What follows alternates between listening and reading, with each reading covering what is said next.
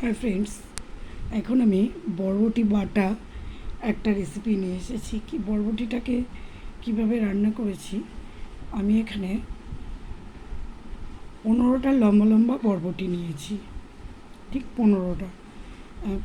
এই বরবটির মাথাগুলোকে কেটে ফেলে দিয়েছি, দিয়ে ছোট ছোট ঠিক এরকম সাইজের, ঠিক এরকম এক করের মতন করে কেটে কেটে ছোট ছোট টুকরো করে নেবেন।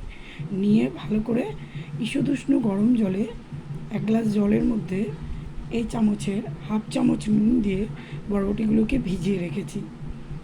রাখার পরে এই চামচের হাফ চামচ আমি সর্ষে নিয়েছি, আর 4 কোয়া রসুন নিয়েছি, আর হচ্ছে 4টে কাঁচা লঙ্কা নিয়েছি, আর এই চামচের হাফ চামচ নুন নিয়েছি, আর হাফ চামচ, এই চামচটার হাফ চামচ হলুদ নিয়েছি, এই চামচটার হাফ চামচ হলুদ নিয়েছি।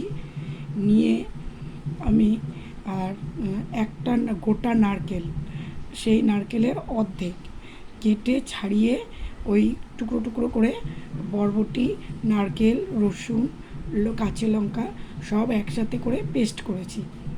পেস্ট করে জল দিইনি, ওগুলোকে কুচি কুচি করে, আর এই চামচটার হাফ চামচ সর্ষে দিয়েছি, দিয়ে সব একসাথে করে পেস্ট করেছি। করে এই চামচের 4 চামচ সর্ষের তেল দিয়েছি কড়াইতে। তেল দিয়ে এই চামচটার হাফ চামচ কালো জিরা দিয়েছি।